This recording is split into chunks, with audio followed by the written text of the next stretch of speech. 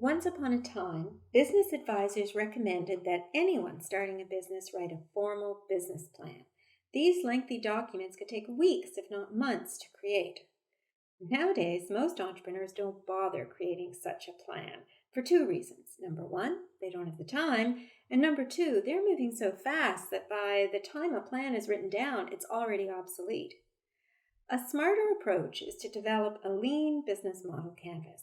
This strategic document includes all the elements you need to construct a business model, but in a single page.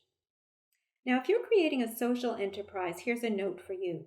The general thinking behind the lean business model canvas should apply to your situation, but you might also want to check out the impact business model canvas designed by Stanford University. You'll find templates for both these canvases in this module. The Lean Business Model Canvas comprises 9 parts, which divide into 2 halves. On the left of the canvas, we find all the elements relating to the internal operations of the business. On the right, we find all the elements relating to the external or customer-facing operations. And in the middle, we find the element where the business's external and internal perspectives meet, the company's unique value proposition. As you recall, a business model is based on delivering value to the customer, so a clear description of that value is essential. Now, you might think it logical to start completing the canvas by working from left to right. However, the canvas has a special logic all its own. Here's the actual order in which it makes sense to complete the plan.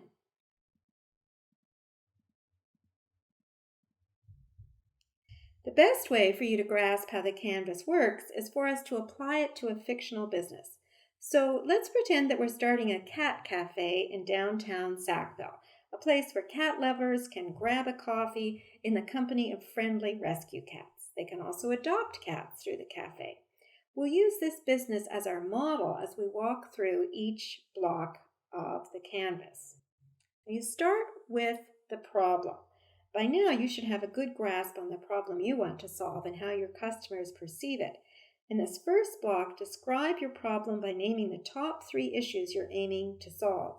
In the case of our cat cafe, we might identify these issues. First, there aren't enough cafes in Sackville to satisfy student demand. Second, stray cats are being euthanized because they can't find homes. And third, students who are suffering from stress and anxiety need ways to find relief. Next, you move on to customer segments. Now, by now, you should also have a clear picture of who your ideal customer is. This is where you describe them. At this stage, you may not be able to conceive of your customers as belonging to different subgroups or segments, but as your business model develops, you should aim to do that. For our cat cafe, we might say that our ideal customer is a student who identifies as female between the ages of 18 and 22. If we wanted to break that down further, we might consider different segments within that group, such as domestic students and international students. Now, for the unique value proposition. In this block, state in a single sentence the value you're offering your customer. For instance, at the Sackville Cat Cafe, we provide a safe, friendly space where students can find comfort and become part of a community that cares for rescue cats. So now, what's your solution? Here's where you describe the 3 most significant features of the creative solution you've developed to address the problem. For example, the Sackville Cat Cafe offers late-night service, cozy furniture, and scheduled one-on-one appointments for cat cuddles. Well, so much for the basics. The 5th block is where things get interesting. Here you spell out your unfair advantage. So, for example, the Sackville Cat Cafe has an exclusive arrangement, it turns out, with the local SPCA. So it's going to be the only cafe in the area to serve as an adoption channel for the SPCA. This is an unfair advantage because it's something that sets the product or service apart from others like it. It makes it so unique that competitors should have a hard time mimicking it. The 6th block is where your business model really starts to become real. This is where you answer the question, how will you make money? Most businesses make money through more than one activity. As you can see here, The cat cafe will make money through selling hot drinks and pastries, but also through renting individual cats and even renting out the entire cafe for private parties.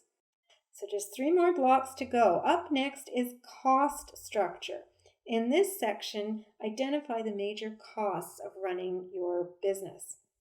So for the cat cafe, turns out we won't need to rent the cafe space because someone has donated that to us for our first year in business. But we will need to pay for things like utilities, insurance, the food and beverages we serve, furniture upkeep, cleaning, and of course lots of cat supplies like litter and cat food. So finally, the last block to complete is key metrics. Metrics are data points that give you insight into how various aspects of your business model are performing. So what kind of metrics are we going to keep our eye on for the cat cafe? Well, you can see here just some of the things we might want to measure, such as the number of patrons who visit us, when they're coming to see us, the amount of beverages and pastries we're selling, and of course, which of our goods and services are turning out to be most profitable. Finally, the last item in the canvas is channels. A channel is a means of marketing your product or service, which means making customers aware of what you have to offer. So how will we market the Cat Cafe? Well, we're planning to do that through flyers and posters, social media, and through publicity in the Argosy and on campus radio as well. And just like that, we've created a basic business plan. Everything we need to take a new product or service to market. Everything, that is, except funding. Depending on your circumstances, you may need to seek funding beyond your own resources so that you can get your venture off the ground. In that case, you'll need to get good at pitching your idea to potential funders and partners. That will be the subject of our next module.